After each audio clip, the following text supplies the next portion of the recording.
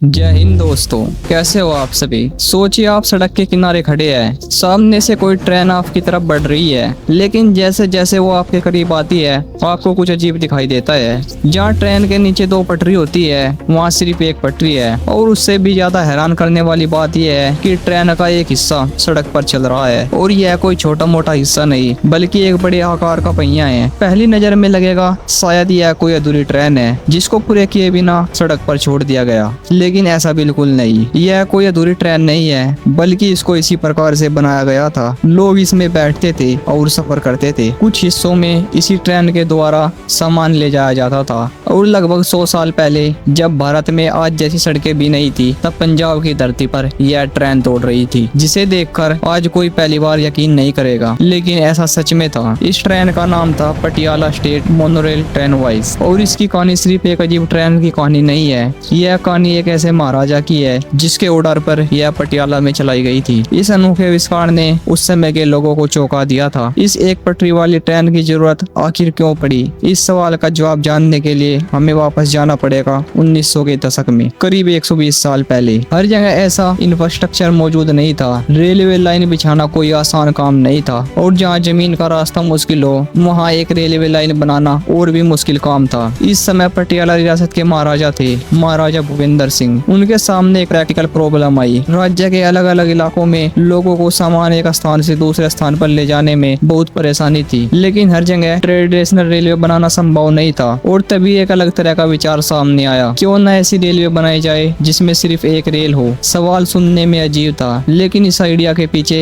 एक engineer system मौजूद था जिसने इसे बनाने में बहुत महत्वपूर्ण भूमिका निभाई। इसे कहा गया ईविंग सिस्टम, और इस सिस्टम की खासियत यही थी कि यह ट्रेन पूरा भार एक मुख्य रेल पर चलता था, जबकि एक बड़ा पहिया सड़क पर चलता था और वो इस ट्रेन को बैलेंस करता था। यानी ट्रेन सिर्फ रेल पटरी पर नहीं चल रही थी, वो पटरी और सड़क दोनों का इस्तेमाल कर रही थी। और यहीं से शुरू होती है एक अनोखी रेलवे की असली कहानी। इस प्रोजेक्ट से जुड़े सभी महत्वपूर्ण नामों में से एक नाम था कॉलोनेल C.W. बोविल्स। बोविल्स कोई आम व्यक्ति नहीं था जिन्होंने पहली बार अचानक मोनोरेल का नाम सुना हो। उन्होंने पहले भी ईविंग सिस्टम में काम किया था। उन्होंने बंगाल नागपुर रेलवे कंस्ट्रक्शन के दौरान ऐसी टेक्नोलॉजी का इस्तेमाल कर कंस्ट्रक्शन मटेरियल को ट्रांसपोर्ट करने के लिए किया गया था। यानी उनके लिए यह सिर्फ एक किताब में पढ़ा हुआ आइडिया नहीं था, उन्होंने इसे प्रैक्टिकली देखा था। और अब उनके सामने एक बड़ा मौका था पटियाला में सिस्टम को बड़े स्तर पर इस्तेमाल करना। 1906 में इस प्रोजेक्ट के लिए एग्रीमेंट हुआ और फिर काम शुरू हुआ। कल्पना कीजिए उस समय का दृश्य। आज जैसी बड़ी कंस्ट्रक्शन मशीन नहीं, आज जैसी विशाल क्रेन्स नहीं, और ना satellite mapping, no computer design. फिर भी लोगों को एक ऐसी रेलवे बनानी थी जो देखने में सामान्य रेलवे बिल्कुल नहीं थी। एक तरफ रोड, दूसरी तरफ सिंगल रेल,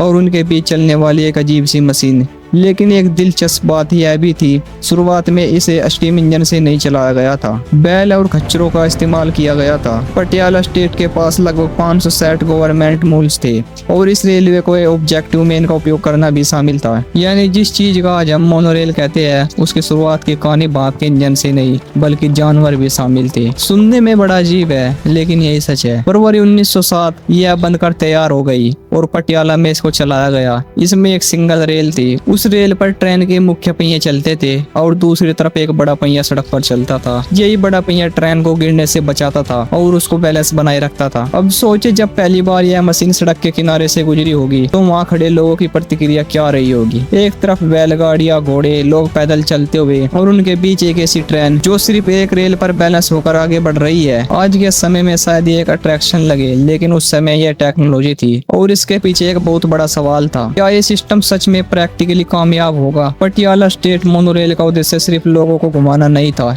इसका इस्तेमाल लोगों को गुड्स ट्रांसपोर्ट करने के लिए भी किया जाता था। यानी एक स्थान से दूसरे स्थान पर सामान भी ले जाया जाता था। एक तरफ सरन से कनेक्शन, दूसरी तरफ पटियाला स्टेट के अलग अलग हिस्से। धीरे धीरे सिस्टम का नेटवर्क बढ़ा। इस ट्रेन का कुल रूट 50 मील से लगभग 80 किलोमीटर तक हो गया, और सिस्टम में 2 अलग अलग लाइंस थी। वो चीज जो पहली बार एक नजर में एक्सपेरिमेंट लग रही थी अब वही वास्तविक सिस्टम बन चुकी थी, यानी ट्रांसपोर्ट के लिए। सरन स्टेशन से लगभग 1 महीने में लगभग 20,000 पैसेंजर इस ट्रेन में यात्रा करने लगे। अब आपके मन में ये सवाल जरूर आया होगा कि एक पटरी पर ट्रेन गिरती क्यों नहीं थी। इसके लिए हमें इसके डिजाइन को समझना होगा। सामान्य रेलवे में 2 रेल्स ट्रेन को बैलेंस करने में मदद करते हैं, लेकिन यह सिर्फ एक मैन रेल थी, इसलिए इंजीनियर्स ने इसे अलग तरीके से अपनाया। ट्रेन का मैन पहिया रेल पर चलता और साइड में एक बड़ा पहिया सरफेस पर चलता। इस तरह एक हिस्सा रेल से सपोर्ट लेता और दूसरा हिस्सा रोड से। ऐसा समझिए जैसे आप किसी चीज को सिर्फ एक जगह से ही नहीं बल्कि 2 अलग अलग पॉइंट से बैलेंस कर रहे हो। लेकिन इसमें एक चुनौती भी थी। सड़क बिल्कुल स्मूथ नहीं होती थी। मिट्टी, पत्थर, गड्ढे, बारिश और मौसम, इन सब का असर पड़ता था। फिर भी सिस्टम चलाया गया और यही इसी इंजीनियरिंग की खासियत थी।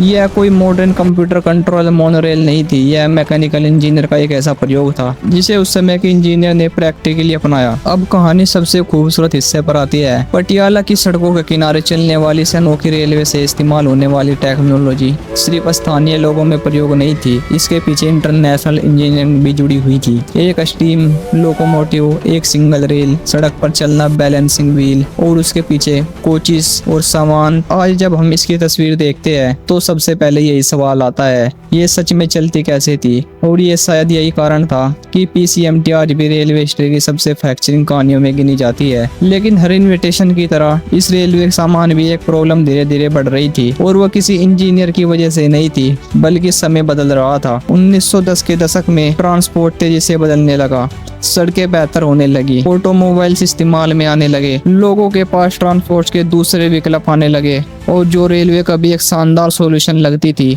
वह धीरे धीरे कंपटीशन का सामना करने लगी। लगभग 1912 के बाद ऑटोमोबाइल्स इम्प्रूव रोड के कारण पीसीएमटी की पॉपुलैरिटी कम होने लगी। यही टेक्नोलॉजी की सबसे अजीब सच्चाई है। कभी कभी कोई इन्विटेशन इसलिए खत्म नहीं होता क्योंकि वह खराब था, वह इसलिए भी खत्म हो जाता है क्योंकि दुनिया उससे आगे निकल जाती है। समय के साथ साथ उस समस्या के दूसरे सॉल्यूशन भी आने लगे। कार्स, बसेज, बेहतर रोड और दूसरी रेलवे कनेक्शन। धीरे धीरे वो सिंगल रेलवे बन गई। लोगों की पहली पसंद नहीं रही और फिर आया 1927। यह वो समय था जब इस समय रेलवे पर लोग सफर करते थे, सामान ट्रांसपोर्ट होता था और इसकी आवाज सड़क के किनारे सुनाई देती थी। लेकिन अब वक्त बदल चुका था। 1 अक्टूबर 1927 को पटियाला स्टेट मोनोरेल ऑपरेशन बंद हो गया। एक ऐसी रेलवे जो 1907 के भविष्य जैसा आइडिया लेकर आई थी, लगभग 20 साल बाद खामोश हो गई।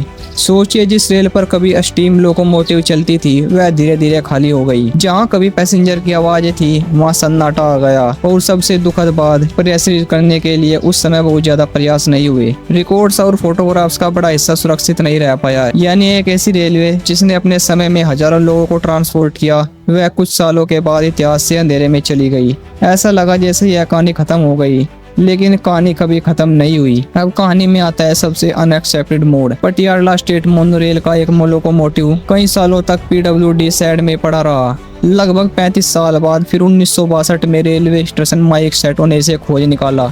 सोचिए, किसी समय जिस मशीन के पीछे पूरा रेलवे सिस्टम चलता था, वह मशीन दशकों तक एक साइड में पड़ी थी। जंग, धूल, खामोशी और कम लोगों को पता होगा कि वहाँ क्या रखा है। लेकिन शेटो की इस खोज ने इसकी किस्मत बदल दी। इस लोकोमोटिव को रेस्टोर करने का काम शुरू हुआ। नॉर्थ रेलवे के अमृतसर वर्कशॉप की मदद से लोकोमोटिव नंबर 4 को रेस्टोर किया गया। 1976 तक इसे फुल वर्किंग कंडीशन में रेस्टोर किया गया और यह फिर दिल्ली पहुंची नेशनल रेल, एक रेलवे जो 1927 में बंद हो गई थी, कई दशकों तक फॉरगेट रही, जिसके रिकॉर्ड्स तक खो गए। उसके एक लोकोमोटिव को फिर से जिंदगी मिली और 2018 में इसके साथ एक कोच भी जोड़ा गया। इसी तरह करीब 100 साल पुरानी इस ट्रेन में म्यूजियम विजिटर के लिए फिर चलाया गया। यानी एक ऐसी ट्रेन जिसे इतिहास में लगभग भुला दिया गया था, वो फिर से लोगों के सामने आ गई। आज नेशनल रेल म्यूजियम में पटियाला स्टेट मोनोरेल भारत की रेलवे हिस्ट्री की सबसे अनोखी एक्सिबिट में से एक है। और जब इसे देखते हैं तो सिर्फ एक पुरानी ट्रेन नहीं दिखता है एक ऐसा समय जब इंजीनियर सीमित के बावजूद नई चीजें बनाने की कोशिश कर रहे थे। क्या पटियाला की ये मोनोरेल एक फेलियर थी? शायद ही नहीं, क्योंकि हर इन्विटेशन का मतलब हमेशा के लिए चलना नहीं होता। कभी कभी किसी इन्विटेशन की सबसे बड़ी सफलता यही होती है कि उसने अपने समय की समस्या का सॉल्यूशन दिया। पटियाला स्टेट मोनोरेल ने यही किया। 1907 में जब इसकी जरूरत थी, ये चली, लोगों को ट्रांसपोर्ट किया, सामान पहुंचाया और करीब 2 दशकों तक अपने समय के हिसाब से एक अनोखा सॉल्यूशन बनी रही। फिर दुनिया बदल गई, कार्स आई, रोड्स बेहतर हुए, नई रेलवे कनेक्शन आए और वो ट्रेन इतिहास बन गई। लेकिन लगभग 1 सदी बाद जब हम उसी छोटी सी सिंगल ट्रेन को देखते हैं तो एक सवाल जरूर आता है, अगर उस समय के इंजीनियर्स एक पटरी पर ट्रेन चला सकते थे तो आज हम इनोवेशंस के मामले में कितनी दूर जा सकते हैं? क्योंकि टेक्नोलॉजी हमेशा नई होती है। कभी कभी पुरानी टेक्नोलॉजी हमें भविष्य के बारे में सोचने का नया तरीका दे जाती है। और पटियाला की वो अजीब सी ट्रेन आज यही कहानी सुनाती है। एक पटरी, एक सड़क, एक छोटा सा इंजन और एक सपना जिसे उसके समय के लोगों ने सच कर दिखाया।